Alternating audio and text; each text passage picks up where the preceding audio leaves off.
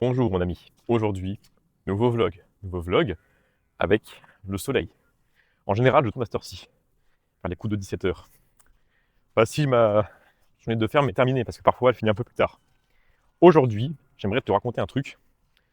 Ça fait écho à une vidéo Instagram que j'ai déjà faite qui s'intitulait Ne copie pas ce qui ne te ressemble pas. Dans le coaching business, tu sais, sur l'autre chaîne YouTube, mais également sur le compte Instagram de base, eh bien, j'ai un élève qui...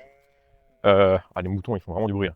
J'ai un élève qui suivait des trames de vente, d'appels de vente, qui lui ont été enseignés par des gens qui ne sont pas de son niveau. Et donc j'ai fait une revue, une review, une analyse critique des appels de vente de mon élève, et j'ai constaté que mon élève récitait, ou plutôt, oui c'est ça, il récitait des trames d'appels de vente avec des questions qui m'étaient familières. Parce que les questions de closer classiques, je les connais par cœur.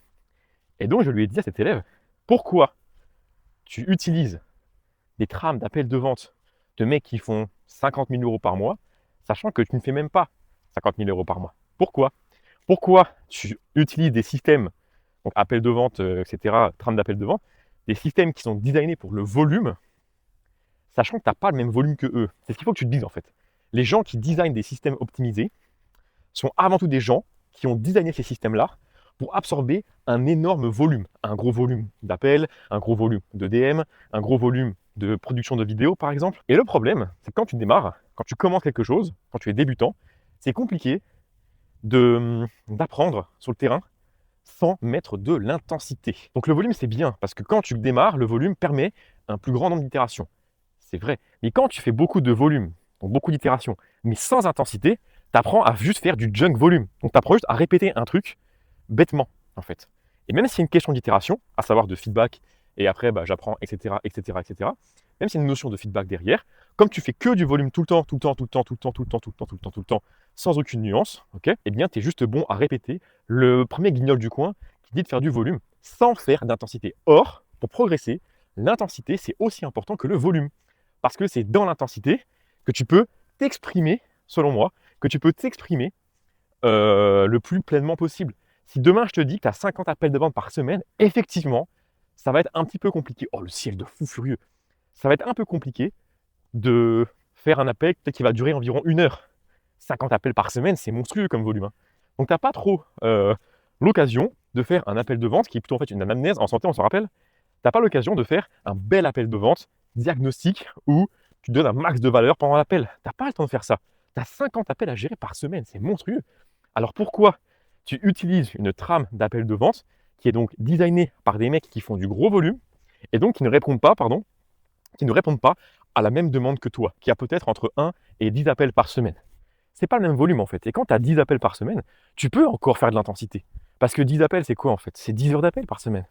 10 heures d'appel. C'est rien, c'est que dalle. Donc tu n'as rien à perdre à faire 15 appels de vente ou 10 ou même 5 avec beaucoup d'intention, beaucoup d'intensité par rapport à quelqu'un qui ferait 5 ou 10 appels avec les techniques de vente de mecs qui font du volume, qui ne sont pas designés pour l'intensité, mais pour le volume, parce qu'il faut aller vite. Voilà, les mecs qui font 50 000 euros par mois ou 100 000 euros par mois, ils n'ont pas les mêmes stratégies de vente que toi. C'est des mecs qui s'autorisent à closer à 40%. Toi, quand tu démarres, c'est pas 40% de closing qu'il faut que tu vises, c'est 100%. Il faut que tu vises 100% de closing. Parce qu'au tout début, quand tu démarres, il te faut du feedback, c'est hyper important. En fait, il faut que tu fasses du volume, ok, avec le maximum d'intensité possible. Et ça, je trouve que c'est un point de nuance qui n'est jamais abordé. Il faut que tu fasses le plus grand volume possible, mais sans faire décroître l'intensité. Parce que c'est dans l'intensité que tu vas pouvoir pleinement t'exprimer. Et au tout départ, quand tu débutes, tu n'as pas encore beaucoup de volume à absorber. Alors, à quoi bon faire un max de volume quand tu n'as pas de volume à traiter? Attention, nuance, de volume à absorber. La création de contenu, c'est pas du volume à absorber, c'est du volume à créer. C'est toi qui envoies, c'est toi qui input. Fatalement, quand tu fais beaucoup de volume, 2 à 3 reels par jour, il y a forcément des vidéos qui vont être un peu plus simples à faire. Donc il y aura moins d'intensité, il y aura un montage plus simple, il n'y aura peut-être pas de musique de fond, ça va être beaucoup plus brut, tu vois. Comme ce que je fais ici sur YouTube. Forcément, faire des vlogs YouTube sur la chaîne là, ça me demande vraiment zéro intensité, hein. C'est la caméra et des choses que je débite parce que je connais par cœur le sujet. Mais la chaîne business, tu vois, les cartes mentales, les machins et tout, là, ça demande beaucoup plus de taf. Là, je suis un petit peu en pause, on va pas se mentir. Mais une vidéo business, ça me demande entre 10 et 15 heures de boulot. Là, c'est une vidéo, il n'y a même pas de préparation. Donc, quand tu débutes, selon moi, tant que tu n'absorbes pas, tant que tu n'as pas à traiter beaucoup de volume, tu peux te permettre de rester intense. Ok, ça c'est vraiment le plus important. Quand tu débutes, tu n'as pas de prospect, tu n'as pas de client. Donc ça sert à quoi en fait de penser en termes de stratégie de volume? C'est bien, hein, quand on voit tes 40 DM par jour, c'est magnifique. Tes stories tous les jours avec tes call to action, c'est magnifique. Tu fais 1 à 2 réels par jour, même 3 pour certains, c'est magnifique. Sauf qu'au bout d'un moment, en fait, au-delà de 40 DM, bah, tu es capé. C'est maximum 40 DM par jour avant de te faire shadowban. Donc à quoi ça sert de faire plus que ça? Ben, rien du tout. Les stories, au bout de 5-6, ça casse les couilles aux gens, donc ça sert à rien de faire 10 000 stories. Tu en fais 5 par jour, enfin 5 slides par jour, c'est amplement suffisant. Et quand tu fais du contenu, au-delà de 3 réels par jour, ça va forcément devenir dégueulasse. Alors, il y a des mecs qui font effectivement 10 à 15 réels par jour, mais ils ont une équipe de monteurs, une équipe de tournage. Donc, c'est pas comparable en fait. Il y a des mecs qui font effectivement 5, 6, 7, 10 réels par jour, tout seul. Regarde la gueule des réels en fait. C'est des réels à très très peu de valeur. Il y a des gars comme ça sur Instagram qui ont fait ça il y a quelques jours, un défi entre deux, de publier 200 réels en une journée. Donc il y en a un qui avait une équipe de monteurs et de tournage, donc il a fait 200 réels en un jour, mais c'était 200 réels à peu près propres, ok. Il y a un mec en face qui a voulu faire pareil, il a fait 200 réels, de merde, tout le monde les a déjà oubliés, et on sait même pas de quoi il parlait. C'était que du junk volume en fait, c'était nul. Donc il n'y avait aucune intensité dans ce qu'il faisait. Il y avait que du volume, que du volume, que du volume.